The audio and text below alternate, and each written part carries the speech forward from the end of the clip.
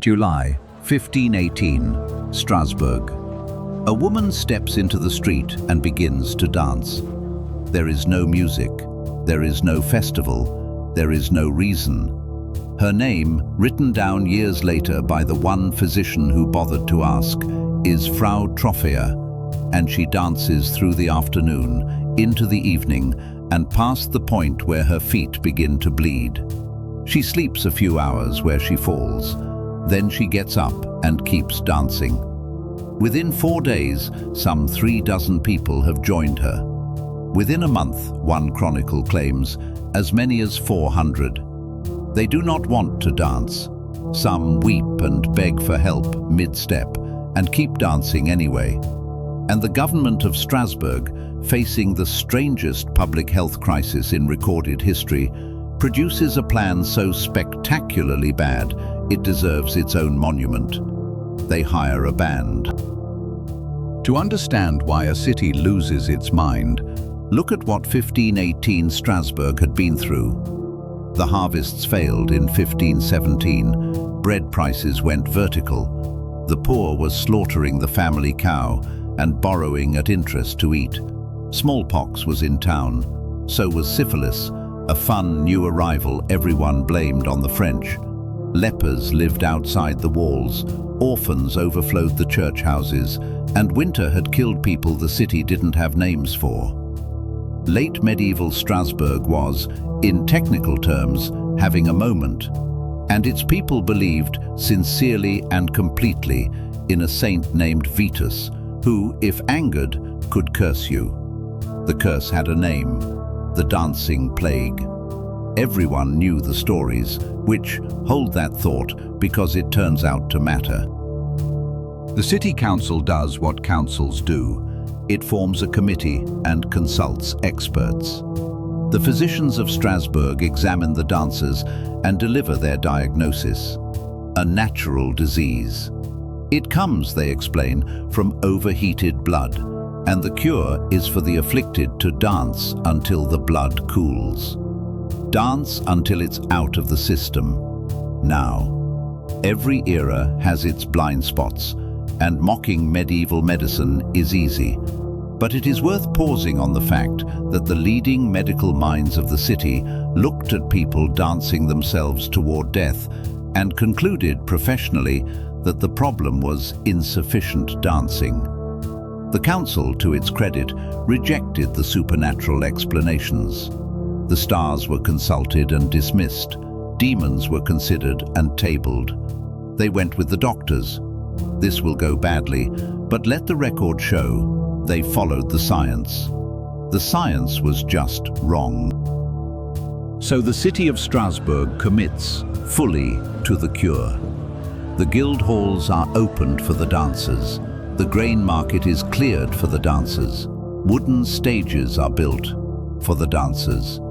The city hires professional musicians, pipers and drummers to keep the rhythm going, and pays strong men to hold the exhausted upright and dance with them, so the affliction can work its way out faster.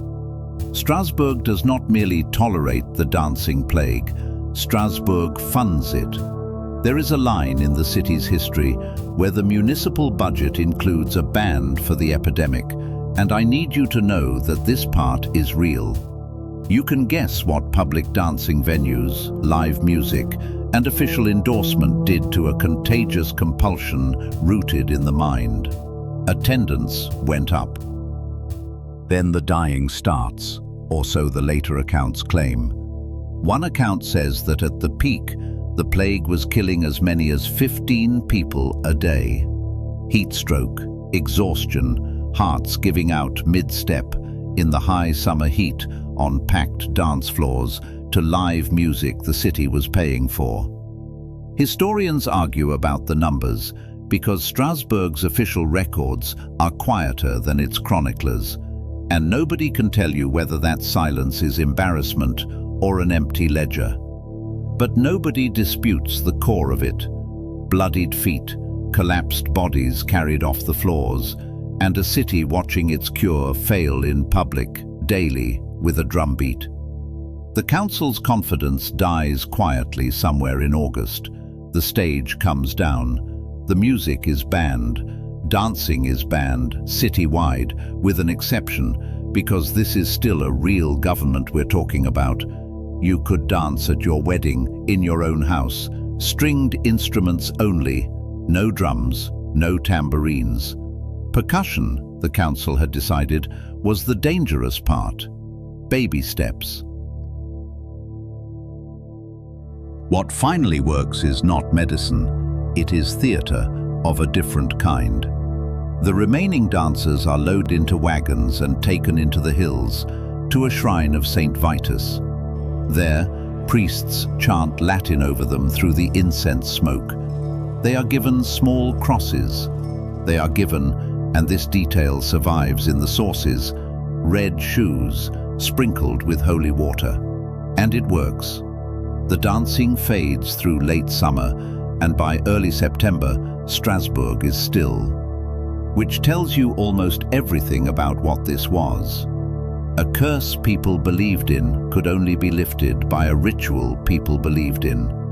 The disease came in through belief, and it left through belief. The red shoes did nothing. The red shoes did everything. Both sentences are true, and if that bothers you, welcome to the 16th century. 500 years later, the leading explanations mostly come down to two, not counting the historians who suspect the chroniclers improved the story, and the first one is fun to rule out. Ergot poisoning, a fungus on damp rye that produces hallucinations and convulsions. The problem is that ergotism causes seizures and cuts off blood flow to your limbs. It does not choreograph. Nobody on ergot dances for days on end. These people did, on ruined feet, while the outbreak ground on for weeks. Chemistry doesn't do that. The explanation that holds up is worse because it means it could happen again. Mass psychogenic illness. A population marinated in stress, famine, disease, debt, grief, and a specific vivid belief that Saint Vitus punishes sinners with uncontrollable dance.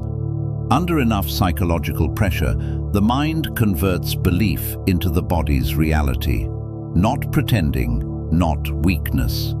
The brain, overloaded, running the one disaster script it has memorized.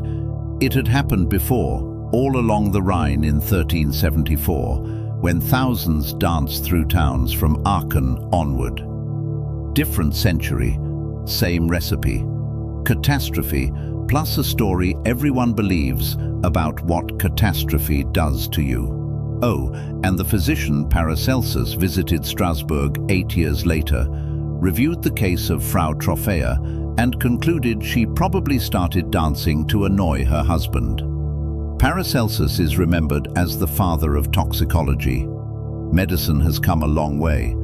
It had a long way to come. The dancing plague of 1518 broke real bodies in a real city, in public, while the government kept the beat. Did it kill? The city's own records never say so. The account that swears people died was published in 1636 by an astrologer.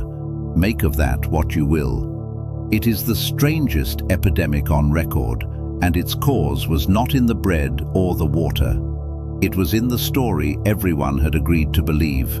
Something to sit with the next time an entire office or an entire internet starts moving in step and can't quite say why. This channel puts you inside history's strangest and worst days with the details the textbooks skip. Last time, 3 Roman legions walked into a forest. Next time, something equally real that you will also wish was made up. Subscribe. It's easier than dancing.